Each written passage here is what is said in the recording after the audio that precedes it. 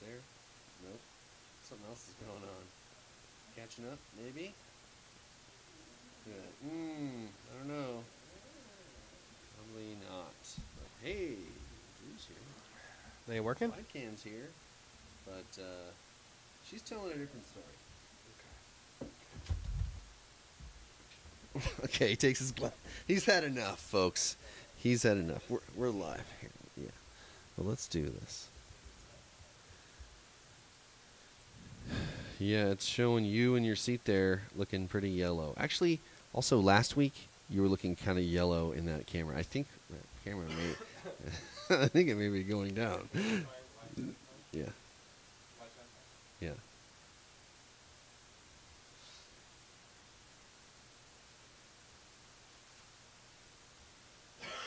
Wait a minute, is it working now?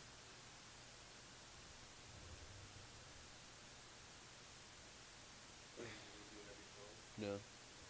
I would just, you know what I would do? Let's put on some tunes, and let's restart that phone alone. You know, it's going real well. Here at the podcast for Empathy and Imagination, where we turn technical problems into practical solutions.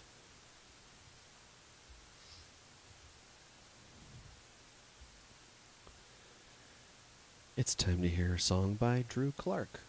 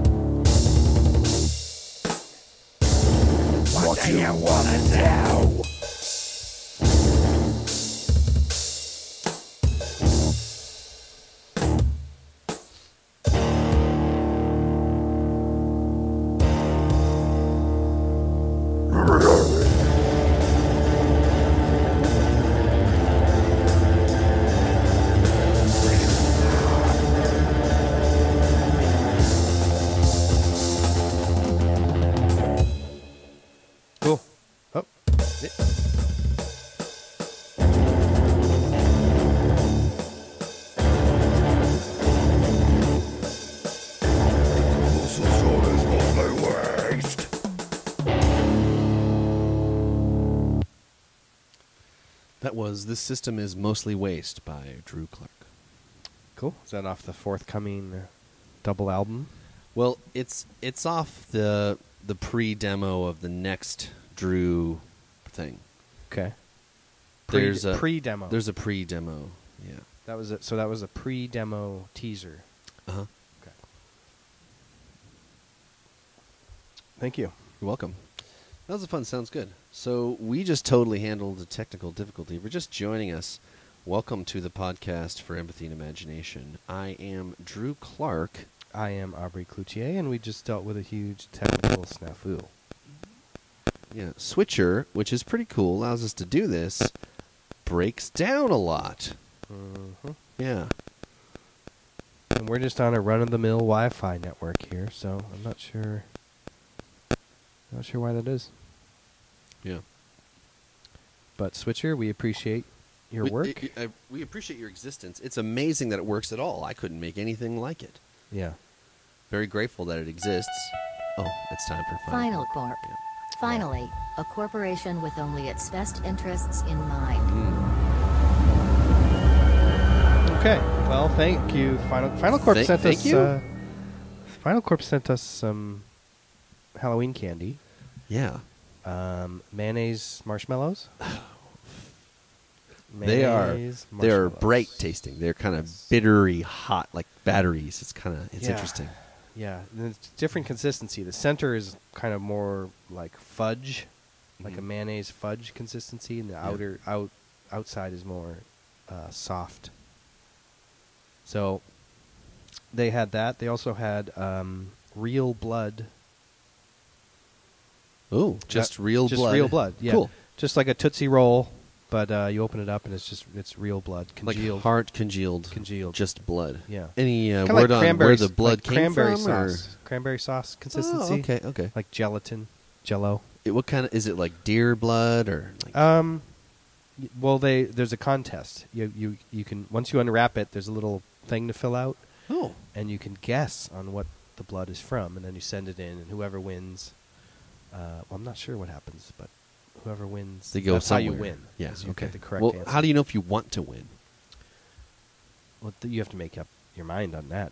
Make up your own mind on that. Okay. Well, I want to win definitely. Anything Who Final knows what Corp you're gonna does, I want to do. And they also downloadable fines. Okay. You can name your own fine and then pay it. So I want to be fined for. Customizable fees. Yeah. So thanks, Final Corp, for supporting us on our Halloween episode. Let's see. So I got we got some last episode was pretty controversial. Yeah, actually, there was a little Did you bit get of a little pushback? not directly from the podcast, but I heard about somebody watching it with somebody else, a close friend of mine. I'll just say that, and that the somebody else was heavily triggered by the film and thought it was You can like tell me after, bad. hopefully. Yeah. Well, Oh, triggered by the film. yeah, the Yeah. film. They watched it and were like, oh. Yeah. So, I mean, yeah. Isn't that's kind of the point of the film, though, right? Provocative. it's not supposed to trigger. I mean, provoking. it's supposed to like. I don't know, but I really think that is an important film of the time at the moment, and that the red pill is just you just gotta watch it. You can't judge it before you watch it. If you do that, then that's just being racist, or So you're somethingist there. So you came out of it with a changed mind, a little bit.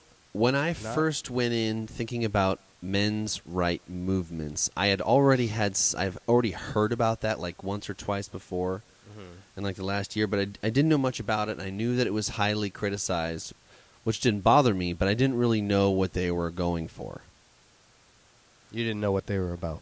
No, I didn't really know, and I was like, well, I mean, I was like, just that exists, that's gonna create a lot of anger, just that it exists. And I'm like, well, why is that?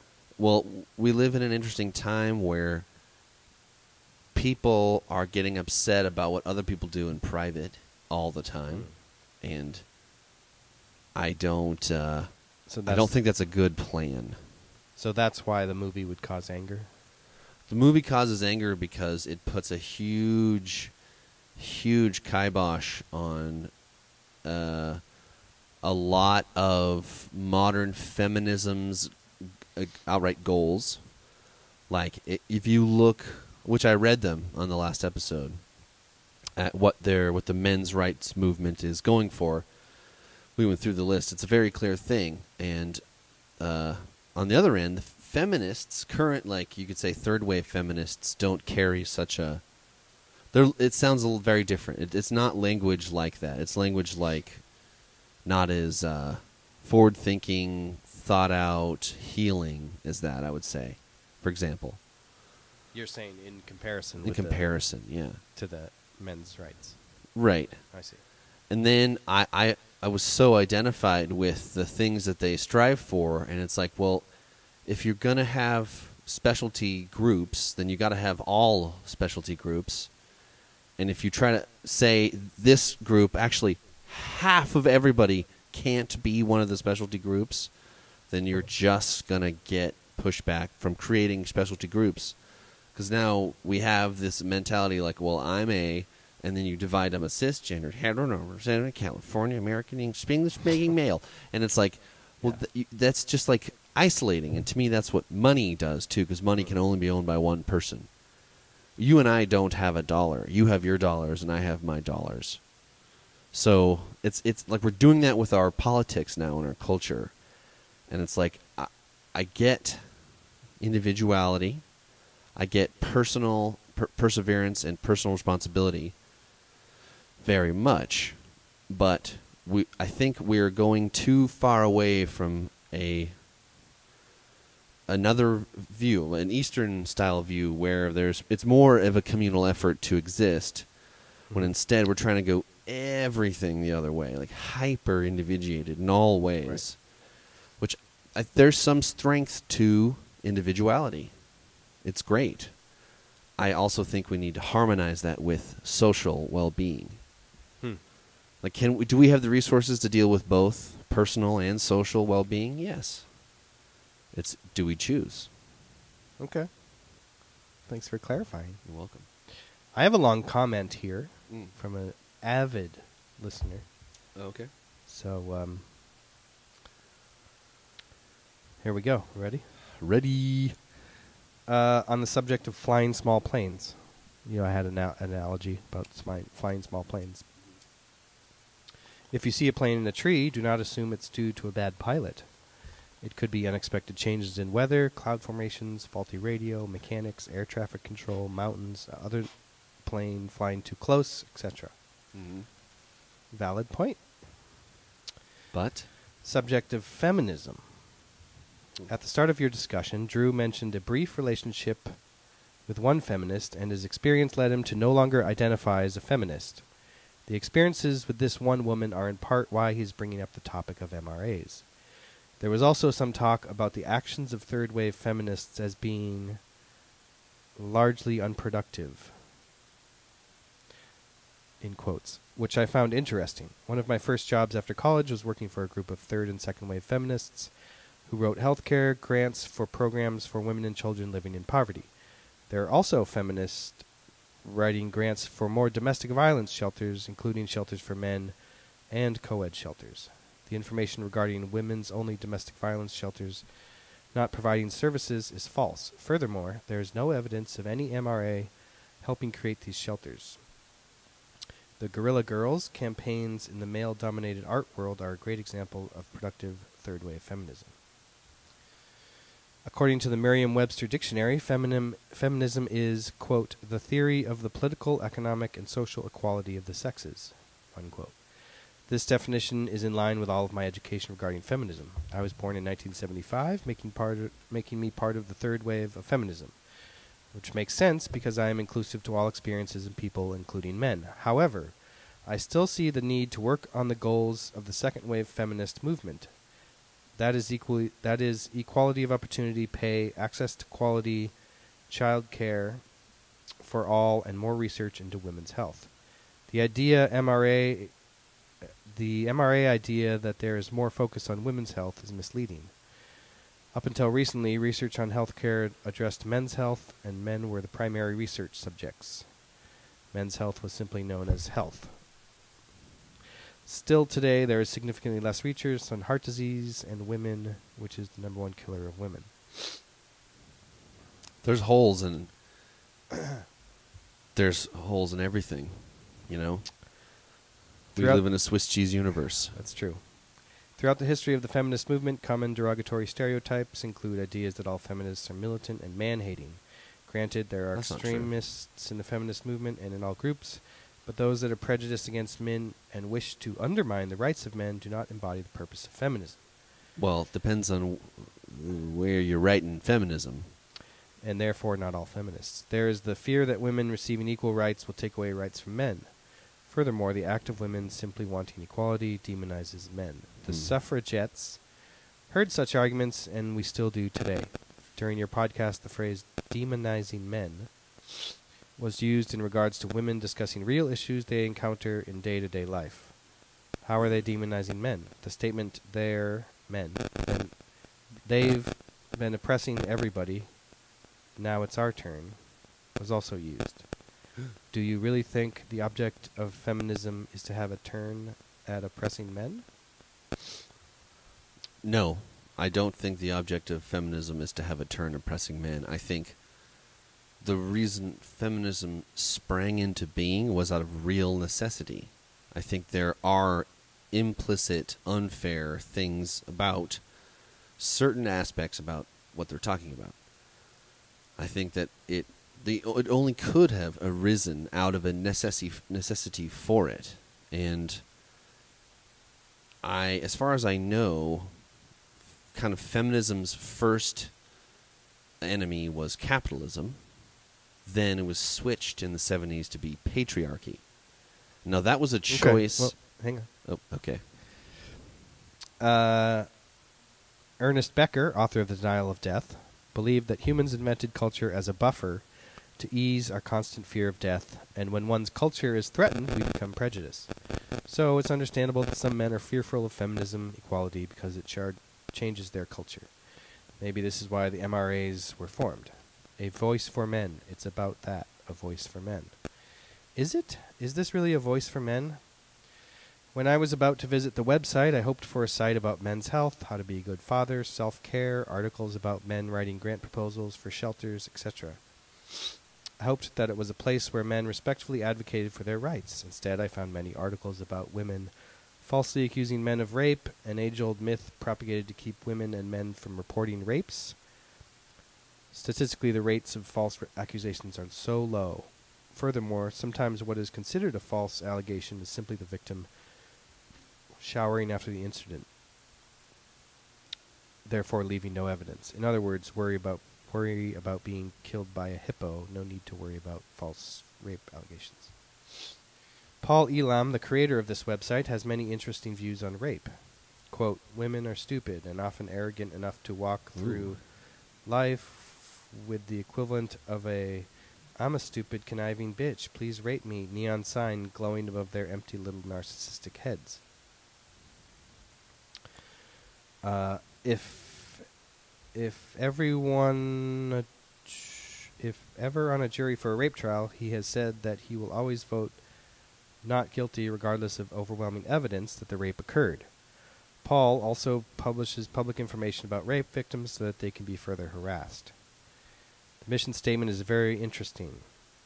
It is the mission of A Voice for Men to provide education and encouragement to men and boys, to lift them above the din of misandry, to reject the unhealthy demands of gynocentrism in all its forms, and to promote their mental, physical, and financial well-being without compromise or apology.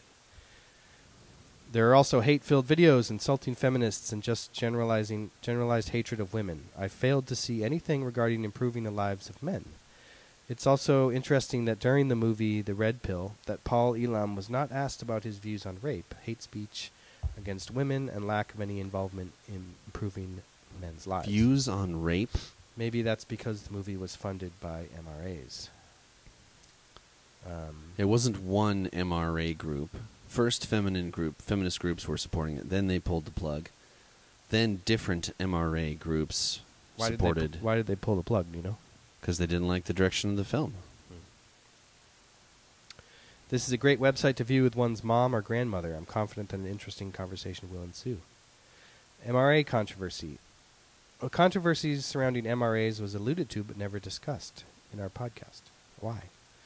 Controversies. Exploitation of young, disenfranchised, depressed men. Former members discussed the movement as cult-like and oppressive and full of hate. 2. No action towards improving the lives of men. 3. Blaming feminism as the root cause of men's oppression and never addressing the perpetrators are other men. 4. Hatred and promotion of violence against women. Again, these are not addressed in the movie The Red Pill. Sure. Did it have to, or was it supposed to, or? I don't know. Okay. tremendous privilege to be female under certain laws. Women have more rights under the law. Alimony, child custody. Alimony. From the Code of Hammurabi, 1754 BC. If a man wish to separate from a woman who has borne him children, or from his wife who has borne him children, then he shall give that wife her dowry, and a part of the usufruct of field, garden, and property, so that she can rear her children. When she has brought up her children, a portion of all that is given to the children, equal as that of one son, shall be given to her. She may then marry the man of her heart. The Code of the Hammurabi is a black stone with the laws of ancient Babylon. Side note, it is the reason why judges wear black robes. Laws in this society were made by men, and in our society the field of laws predominantly men. Our laws regarding alimony were written at a time when women had few rights, few ways to make money, and were culturally responsible for raising children. Solutions. Contact policymakers, support equal pay for women, support equal job opportunities for women. This is not enforced. And support high-quality universal child care.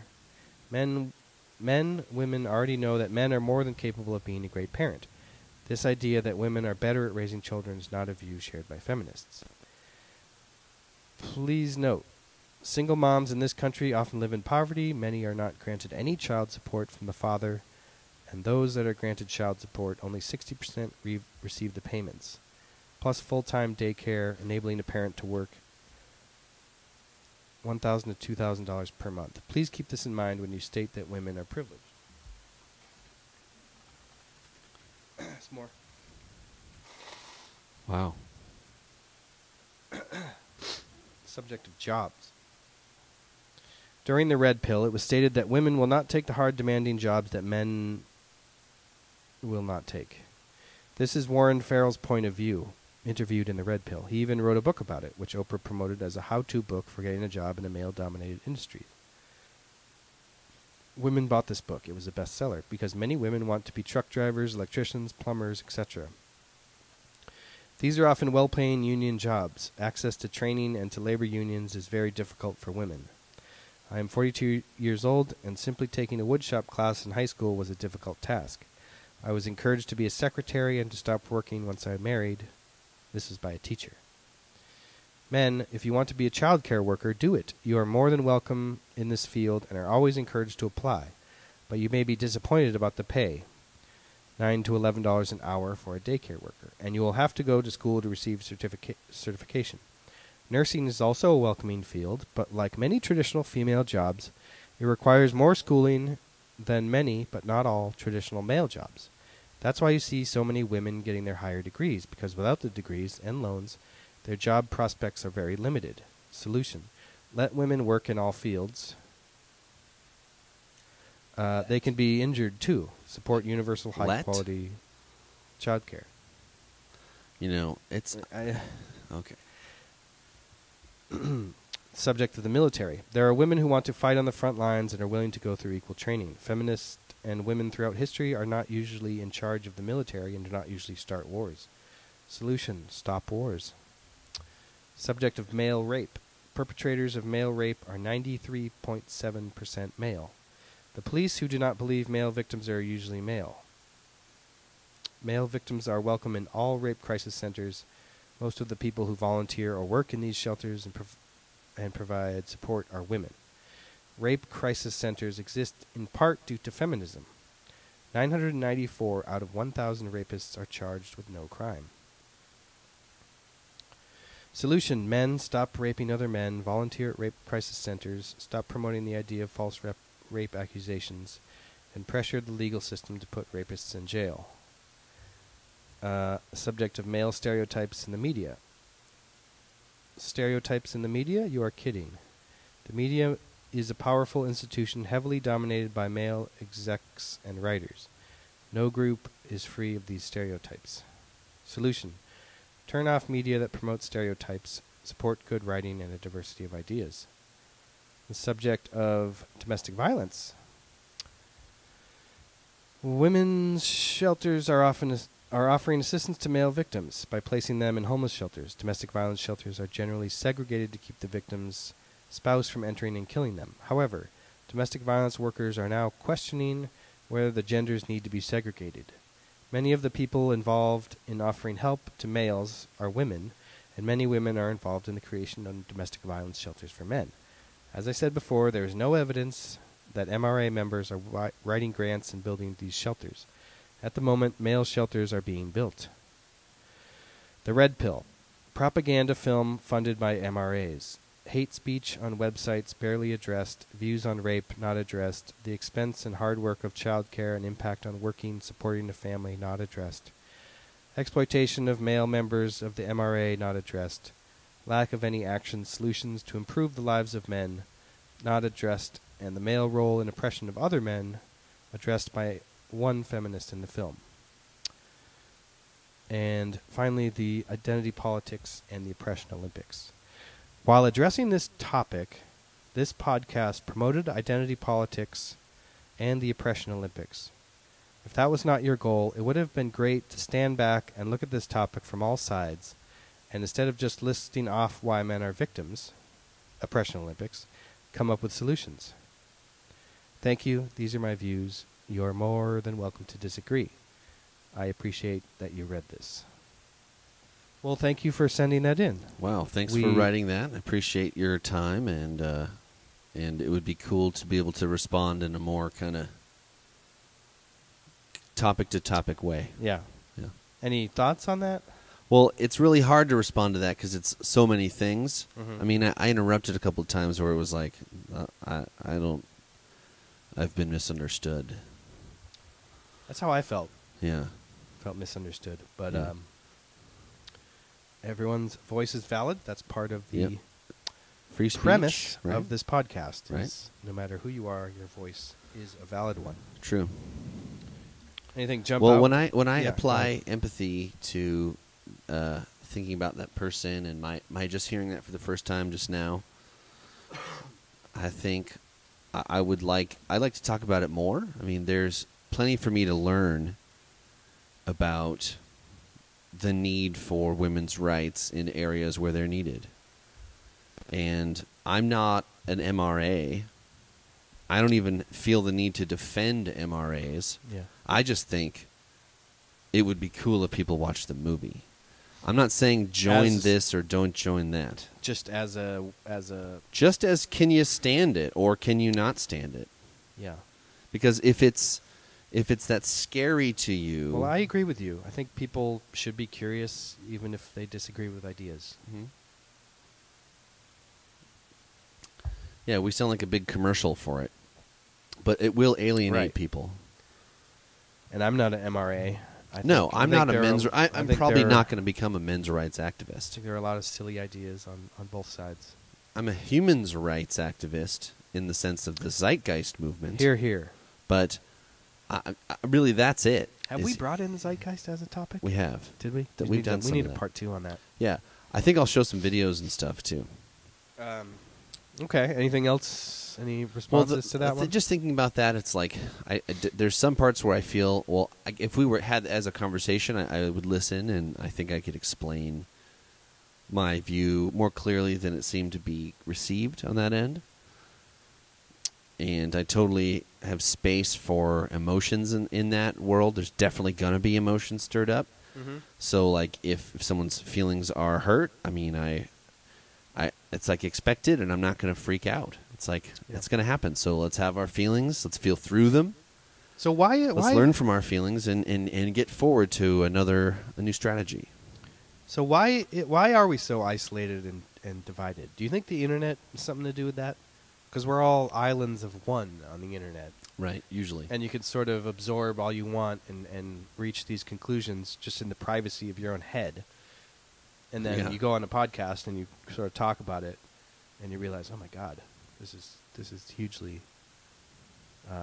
controversial or triggering. It's almost like you need podcasts like this just to keep an eye on stuff like that. Mm. You know what I mean? Because then we might be a mirror to go, wait, maybe I want to spend some time not on the internet. Yeah, because I think the internet is definitely causing more isolation.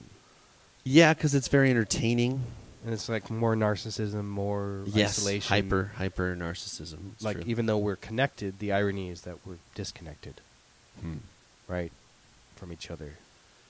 You don't go to the town. You don't go to the Well, town. that's an interface problem. You don't go to the town square and have a debate. Mm-mm. Maybe that just doesn't happen. You think about the what is it? The Lincoln Douglas debates, where it's like in the town square.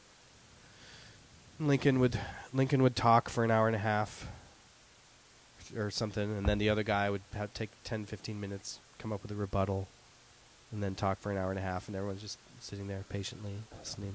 That'd be And awesome. then they take a break, and then they do it again in the evening. It was like something like that. Some I kind would of go to structure that. where it was just super long stretches of talking and back and forth, and you would have a chance to sort of rebut the other person's arguments. See, And that's cool, but I Yeah. also like the And- modern style where it's like 5 minutes each or 10 minutes each, and you go back faster. The presidential debates? Well, They're or so like Sam disgusting. Harris debates, like Sam Oh, Harris yeah, style yeah, debates, yeah. like that Yeah, kind yeah, of thing. yeah, I yeah, enjoy yeah. that tempo too. But the presidential debates are like it's like WWF, right? I mean, it's like Yeah, it's more like WWE, he is a whatever. WWE star, so you know.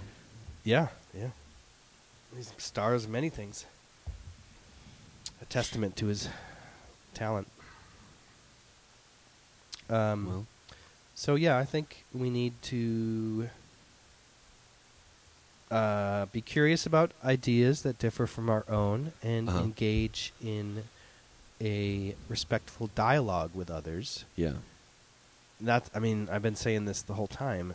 That's why we have free speech, is so that we can talk about issues, and we don't have to be punching each other in the face about issues. yeah. Let's talk it out, and then we can get upset. That's okay. Yeah, you want to stop wars, encourage free speech, because free speech is how Instead we of fighting. avoid conflict. Yeah. And if Physical we get free conflict. speech, we can enter nonviolent speech, and if we can get nonviolent speech in there, then we can probably Yeah. avoid wars, even mores. And free speech, nothing is free, right? So the free part is, well, you have to deal with other views that might be repugnant to you. That's the other side of the coin. Fine, Yeah. I can take it. So, I disagree with some of those things, and I can take it. It's all right. We can talk about it. I appreciate it. Yeah, I appreciate it too. If, Criticism's good. And I'm not saying I disagree with everything in there. Nope. There's a lot there. There's a lot Yeah. There's actually most of it I agree with. Yeah. But Yeah. but to surround yourself with people that you agree with 100%, that would be like a hell. That would be like a version of hell. It'd be like walking around in the desert. Because there's just no one's feedback. No one's challenging you. No one is questioning you. That you know. would be pretty poopy. Wouldn't that be horrible? Like, Yeah. Just every walk- conversation. That's like just, being yeah, a yeah. king. Every conversation is just I totally agree. That's like being a king in ancient times. Right. That is every conversation. Like, of course, absolutely. Everyone's Yes. afraid of. You want me to paint myself blue? Absolutely. Dun, dun, dun, dun, dun, dun. It sucks that song got cut off. Yeah. But here's another. We so- sounding good? I think we're sounding good. Fuck yeah. I want to thank whoever wrote that. It would be so awesome if we got more feedback like that from people, Yeah, I would love to hear because feedback. minds do change, Uh-huh. and I think we need to be curious. So thank you Yep. once again. And this is a song called "The Three Babes," and this is sung by Isaac Greer with Dulcimer by Willie Greer. And this is from 1939. The Three Babes.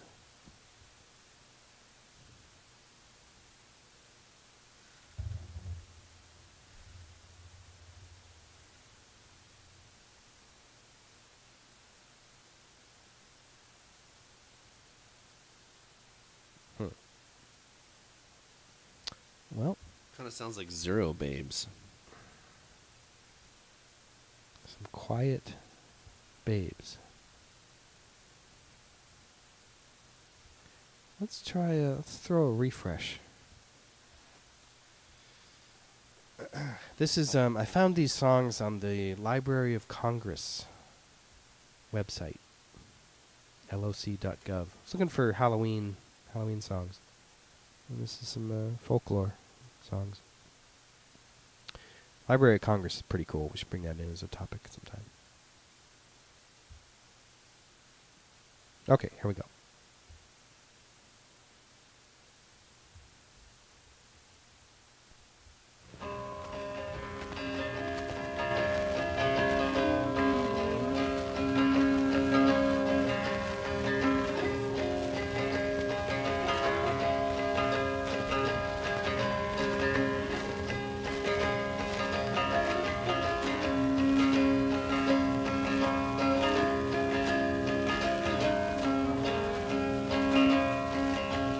There was a lady of beauty rare, and children she had 3.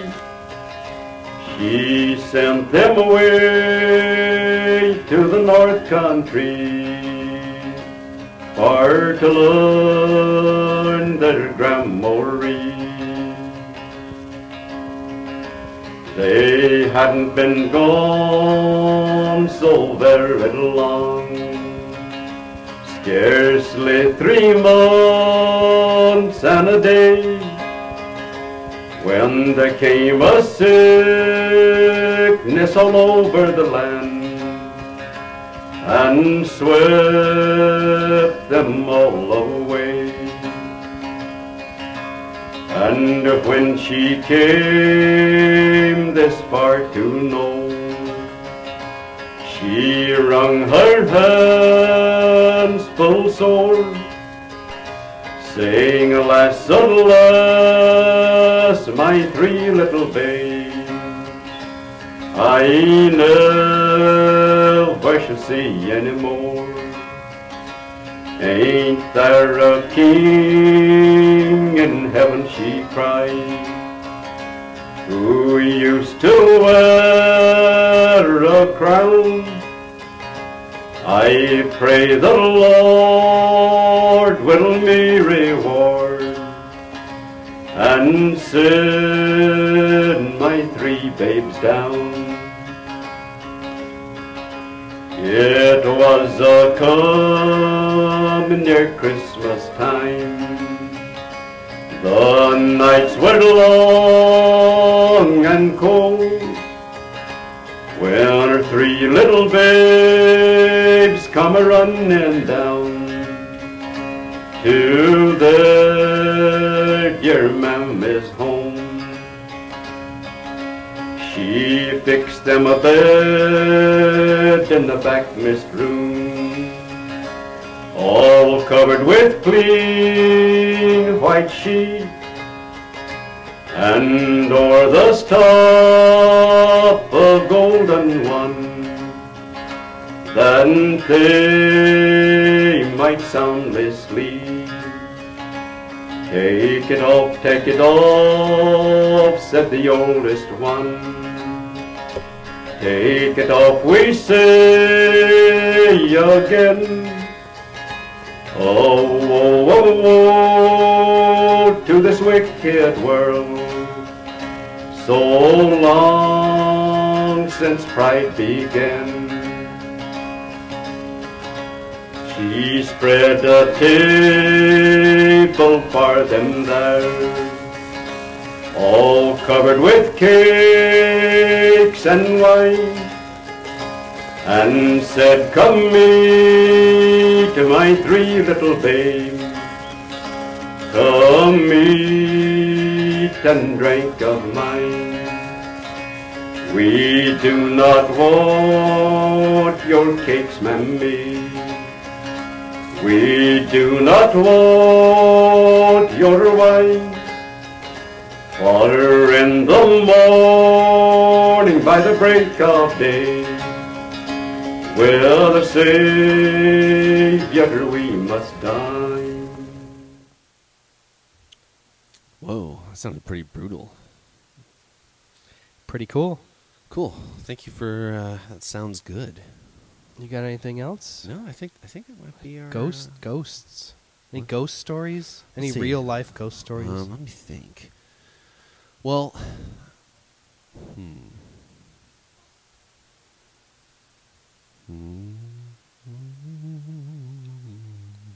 I mean, did you ever have any supernatural experiences? I have had supernatural Or paranormal experiences. experiences? I have had paranormal experiences. A lot of them center around right after when my dad died. There were a few things that were just completely out of the ordinary that occurred in a row. Do you think it was your mental state? Yeah, Do you partially. think I that think what I contributed to think it? it was partially my mental state, partially the universe, and partially some sort of unexplainable something from my dad's life. Yeah. So a mixture of those things, and like he used to sing this song. It's kind of an obscure song all the time when we were driving around. Whenever he was driving, he would like sing songs, and he would sing a song. My whole life, I never actually heard the song. I just only heard him sing the song until right after he died. I was working. I was on an airplane, and there's this kid playing this DVD thing for some obscure child's show, and it played that song. It's the first time I ever heard it in recorded music form. It was right after he died, and I was Right. huh. Huh. That is felt that is a huh. that felt like That's a huh. Good. yeah. Also, some other trip. It might have been the same trip. I don't even remember coming home to San Jose. And I remember I was thinking about him, and I walked into our weird house, weird 3-bedroom house, and it just reeked like my dad. He had this super horrible smell. He was like nasty garbage with burnt copper. He had this terrible body odor that I just strongly. But I was very like, unique. vile, very unique. Very, yeah. And it just a waft to me as I entered Huh. home. I was like in a waft of that exact smell. You know, smells are one of the strongest memories. Yeah. And maybe someone was burning some batteries around the corner or something like that, and that might have been what caused it. But it seemed too precise. This was when you walked into your home? My own home, yeah. And no one. I was in the kitchen, and no one else was there. I just walked in the kitchen. That was a very strong smell. Yeah, yeah. You know, I've heard other paranormal stories from other people who have lost their dads. Do you have a ghost story about? I don't, but I remember my friend in college did. I don't remember the exact story, but it was something like he felt like his dad was sort of visiting him. But this was years after. I had dreams later that involved him too. Yeah, of course. So okay, that's cool. Is that that's your major ghost story? Yeah, Yeah. that's the short version. I've had weird moments of, like going into someone's basement, my friend's basement, waiting for him for some reason to go out skating, and the cat just like freaking out at nothing, Huh. staring into the blackness, like hissing. You know, Well, it's nothing usually around. not nothing. Nothing around. Mhm. You know. That was kind of weird, but nothing more than that. Nothing that couldn't be explained. You know. Well, a cat might hiss at whatever, but Yeah, but it was like the utter fear hiss. It's can you just- demonstrate it? It was like, you know, scaredy cat, one might say. Do you ever dress up as a woman, Halloween? I've dressed up as a woman for other reasons, but I Ooh. don't think Well, I don't want, you know, Halloween. I'm not talking about your private life. Well, this was my public life. I was in a play. Okay, but I not dressed for up- Halloween. No, I don't think I've ever gone as a woman in Halloween. I've gone as animals. Yeah, I dressed up for a Figures. woman once in college. For a woman? No, You've dressed up as for a- a woman? as No, a tell me woman. about that. I want to hear about how you dressed up for a woman. dressed up for a woman. I dress up for women all the time. I mean, not women, but I like getting dressed up, going on a date or something. So you know? dress up Or to if you show have random like women. if you have a girlfriend, you get dressed up, right? You Mhm. look nice, you feel good. Yeah.